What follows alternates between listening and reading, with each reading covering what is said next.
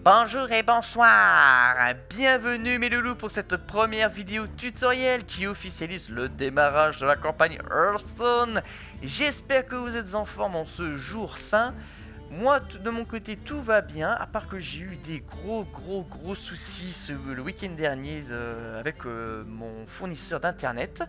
J'ai été coupé, pour vous expliquer vite fait, j'ai été coupé en fait pendant 2 jours. Parce que j'ai fait un changement de fournisseur et il se trouve qu'on ne m'avait pas correctement bien informé. Je suis désolé si la vidéo a tardé à venir. C'est justement à cause de ça. J'ai pas pu faire la vidéo correctement et puis selon mon emploi du temps de travail, j'ai pu faire du mieux que je pouvais pour faire cette vidéo. Voilà. Donc aujourd'hui, on fait une petite vidéo pour une visite guidée du jeu Hearthstone. Alors, première question, qu'est-ce que Hearthstone? Hearthstone, c'est un jeu de cartes en ligne à collectionner se déroulant dans l'univers de Warcraft. Je pense que tout le monde a déjà entendu parler de World of Warcraft, alias WoW. C'est un jeu qui a été édité par la société américaine Blizzard Entertainment. Vous connaissez sans doute donc WoW, StarCraft et Diablo. Ces 3 grands jeux-là sont les plus grands chefs-d'œuvre de Blizzard Entertainment. A savoir que le studio Blizzard fut une filiale du groupe français Vivendi. Eh ben oui.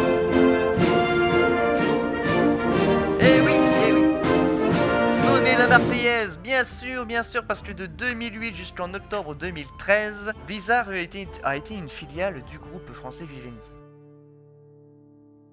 Ça, c'était une première surprise pour moi quand j'ai découvert ça sur internet.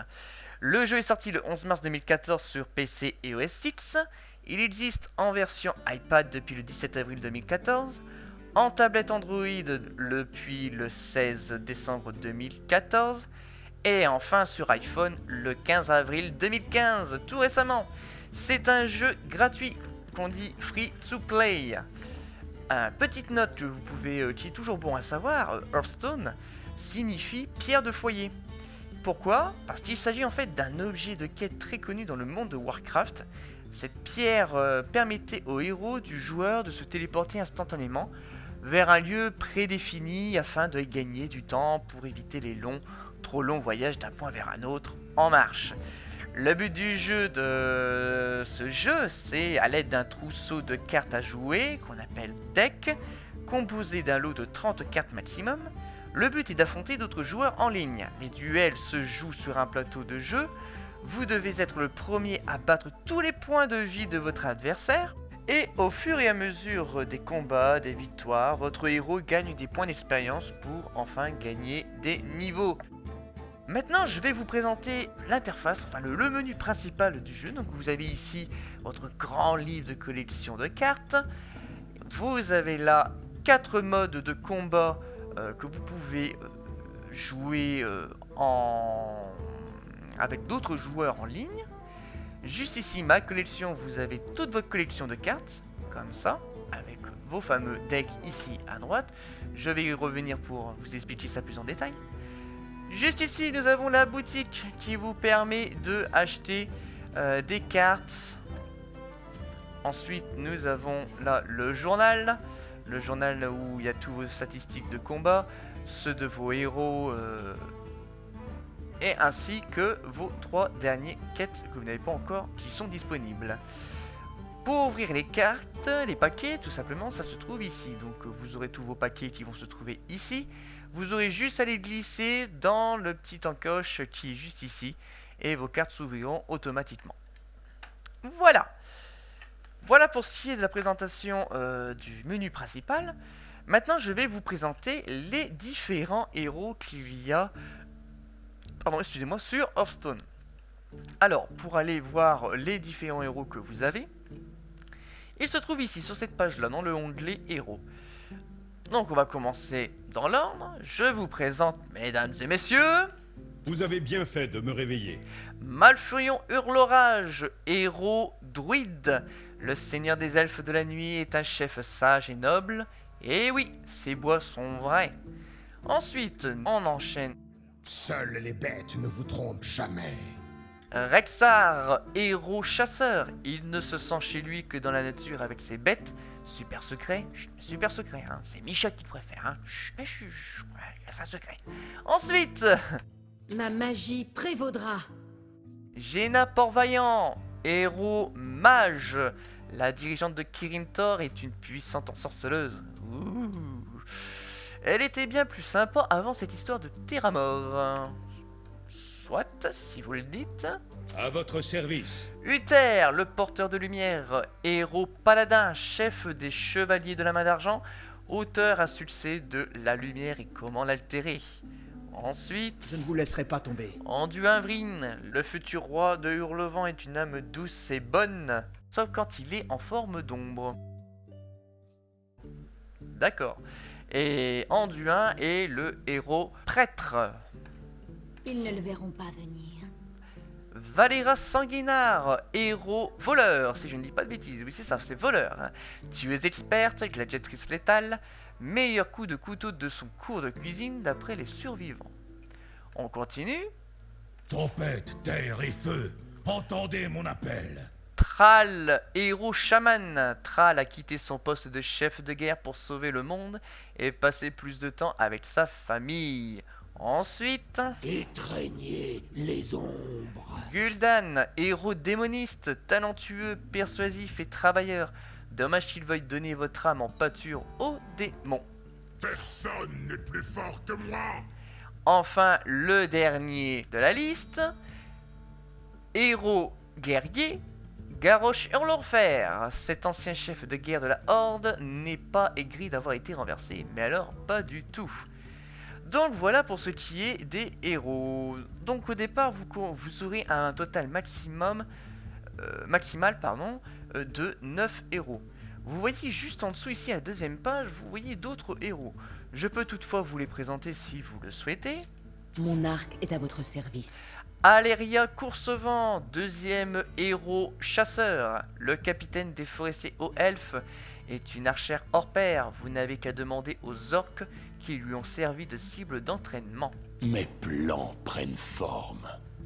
Medivh, deuxième héros mage. Le gardien de Tirifal, est une force agissant pour le bien.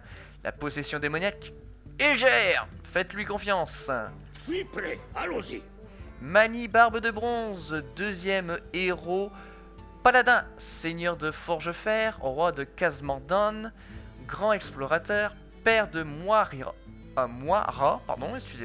difficile à dire ce nom, père de Moira, chef le plus affectueux. Alors, première question, pourquoi justement ceux-ci, je ne les ai pas encore débloqués? Eh bien tout simplement parce que ça, ce sont des héros que vous pouvez débloquer en achetant à la boutique. Et je vous ferai voir comment faire plus tard. Pour l'instant, je vais vous présenter maintenant les decks. Alors, qu'est-ce que les decks?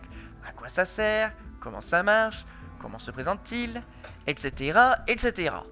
Par exemple, ici, donc, vous avez tout à votre droite, ici, vous avez toute la liste de tous les decks que vous avez débloqués avec les différents héros représentés ici. Si je présente par exemple ici le deck de Jaina Port-Vaillant, qui est le deck mage, vous avez là, à votre gauche, toute une proposition de cartes. Donc les premières pages, vous tomberez sur les cartes qui appartiennent à votre héros. Et ces cartes-là ne peuvent être utilisées que par votre héros attitré. Donc les cartes mages pour le héros mage. Ensuite, vous avez, si vous continuez, après ça, vous avez les cartes dites neutres. Donc ce sont les cartes serviteurs. Toutes les cartes que vous allez utiliser, vous les trouverez ici. Allant de 1 cristaux jusque, pour ma part, 9 cristaux. Qu'est-ce que c'est les cristaux exactement? Les cristaux, en fait, quand vous jouez une partie sur Hearthstone, un combat entre un joueur en ligne, chaque tour, vous aurez le droit de jouer des cartes d'une certaine valeur. Au premier tour, vous commencez avec un cristaux. Donc vous pourrez jouer que les cartes disposant, que vous aurez dans votre main, qui coûtent à 1 cristaux comme ici. Tous ceux qui coûtent au-delà de 1 cristaux ne peuvent pas être utilisés. Donc forcément, chaque tour, vous gagnerez 1 cristaux en plus. Donc au premier tour, 1 cristaux, deuxième tour, 2 cristaux, troisième tour, 3 cristaux, etc. etc. etc. et jusqu'à ce que l'un des deux héros en jeu soit mis à terre par l'autre. Donc voilà. Vous avez ici, justement, je vous présente là, vous avez une fenêtre qui vient d'apparaître. Vous avez ici en haut marqué explosion de feu. Pouvoir héroïque inflige 1 point de dégâts. Les pouvoirs héroïques, à savoir chaque héros en possède un. Chaque pouvoir du héros reste unique. C'est ce qui permet à la fois de voilà, de vous inspirer, de vous dire tiens, j'ai envie de quoi aujourd'hui, est-ce que j'ai envie de jouer Jaina avec sa boule de feu qui coûte 1 point, ou est-ce que je vais jouer un deck de Anduin qui lui rend 2 points de vie, ou alors Garrosh qui lui gagne 2 points d'armure, Valera, elle peut être équipée d'une dague, 1 point d'attaque, 2 points de durabilité. Ensuite, Rexxar. Voilà, Rexxar, lui, il inflige 2 points de dégâts au héros adverse. Je vais faire vite. Ensuite, Thrall, Chamana, pelle totémique, invoque un totem aléatoire parmi 4. Donc, comme vous pouvez voir ici sur cette image, vous avez dans l'ordre de droite à gauche le totem incendiaire possédant 1 point de vie et 1 point d'attaque. Le totem de courroux de l'air augmente d'1 point les dégâts causés par les sorts du joueur. Il possède 2 points de vie et aucun point d'attaque. Le totem des griffes de pierre possède la capacité spéciale provocation qui oblige le joueur adverse à attaquer le totem en priorité. Il possède 2 points de vie et aucun point d'attaque. Et enfin, le totem de soin rend 1 point de vie à tous les serviteurs du joueur à la fin de chacun de ses tours. Il possède 2 points de vie et aucun point d'attaque. Voilà pour Thrall. Ensuite, Malfurion, qui lui a un pouvoir héroïque qui lui permet d'avoir 1 point d'attaque pendant ce tour, plus 1 point d'armure. Ça, c'est un bon pouvoir héroïque. À la fois défensif et offensif. Donc, voilà. Ensuite, Gul'dan, si je me suis pas trompé. Gul'dan, lui, subit 2 points de dégâts et vous invoquez une carte, vous piochez une carte. Ça, c'est un pouvoir qui est très utile quand vous arrivez en fin de match, parce que, comment vous dire, oui, quand on arrive à peu près à la fin de la partie, au-delà du 10e tour, si vous arrivez jusque là, il arrive que parfois vous êtes à court de cartes, il vous reste genre plus qu'une ou deux, et que votre adversaire en face, il a bien géré son truc, il lui reste encore 3 ou 4 voire plus de cartes. C'est vrai, c'est une situation qui est assez délicate parce que en moins de 2, il peut vous mettre à terre parce que lui, il a beaucoup plus de choix que vous. Donc voilà ce qu'on pouvait dire sur le pouvoir héroïque de Gul'dan. Et enfin Uther. Lui, Uther, invoque une recrue de la main d'argent, 1 point d'attaque, 1 point de vie. Bon. Je veux pas plus de choses à dire là-dessus. Donc voilà. Voilà ce qu'il en était pour les spécificités de chaque héros sur Hearthstone. Pour ce qui est des 3 héros... pour ce qui est des 3 autres héros ici présents, ils ont à peu près, à savoir comme c'est les mêmes, ils ont la même classe, les mêmes spécificités que le voleur, le mage et le paladin. Oups, désolé. C'est pas encore fini. Donc voilà. Petite note aussi, à savoir, Blizzard nous a informé là récemment concernant à propos de l'avenir des héros. En fait, en tout et pour tout, il y aura 18 héros. Donc là, vous savez que là, pour l'instant, je n'en ai que 9, donc j'en ai que la moitié. Plus ces 3 nouveaux là qui sont sortis il y a pas longtemps. Les prochains vont arriver au fur et à mesure de la mise à jour de Blizzard sur le jeu. Donc voilà. Ensuite, maintenant je vais vous montrer comment ça marche justement les cartes. Donc, alors, il existe 3 grandes catégories de cartes. Vous avez la catégorie aggro, contrôle et combo. Alors, qu'est-ce que les cartes aggro? Les cartes aggro, ce sont des cartes qui attaquent des entrées de jeu. Je vais vous montrer par exemple ici, apprenti du sorcier, voilà. On peut considérer cette carte comme étant une carte aggro, parce que c'est une carte qui est composée de points d'attaque et de points de vie. Mais aussi, ici, ce sont l'action de la carte. Donc vous avez toutes sortes d'actions. Par exemple, sur apprenti du sorcier, vos sorts coûtent 1 cristaux de moins. C'est-à-dire que si je joue cette carte-là, et que dans ma main je dispose des cartes sorts, que je vais vous en montrer une juste après ça, ils ne coûteront en fait ici, mes cartes sorts coûteront 1 cristaux de moins. Un avantage qui permet d'éviter plus de cartes plutôt possible. Et une carte sort, voilà par exemple je prends celui-ci, éclaireur du givre, inflige 3 points de dégâts à un personnage et le gèle. Ça c'est une carte sort par exemple. Donc et si par exemple j'ai fait jouer mon apprenti du sorcier ici, au prochain tour, cette carte là me coûtera que 1 cristaux. Donc voilà pour l'explication. Carte aggro.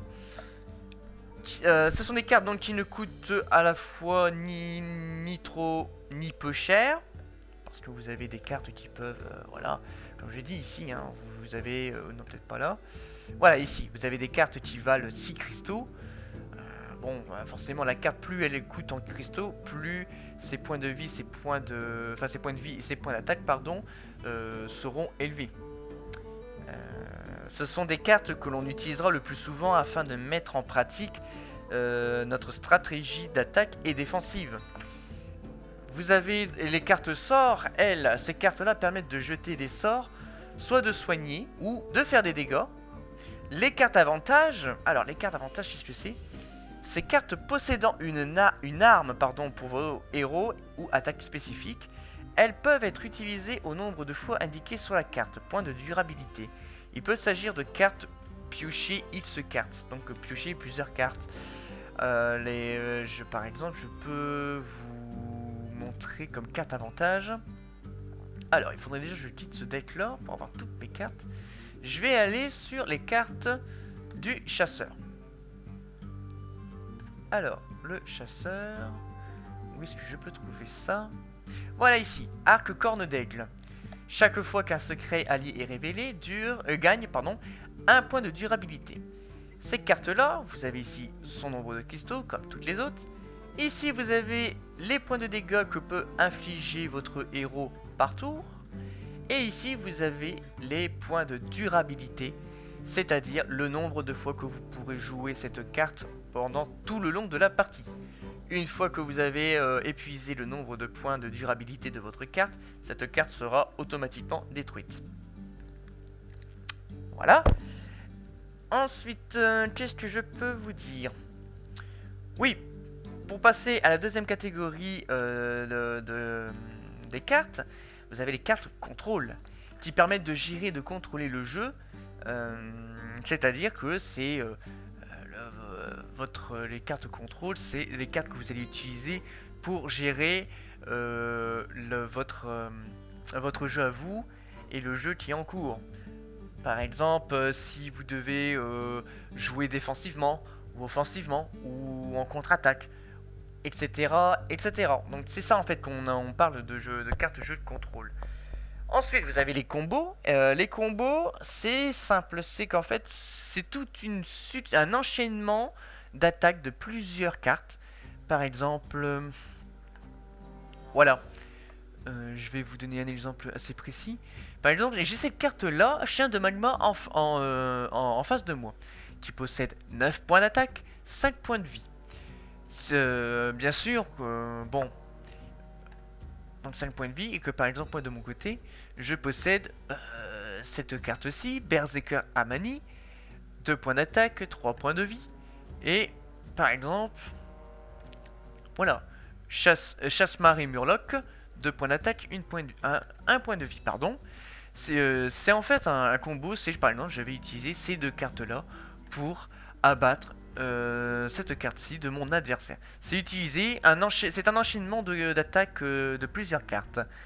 À savoir aussi que les cartes combo, ça a aussi un lien avec les cartes contrôle. Le jeu contrôle par exemple. Voilà.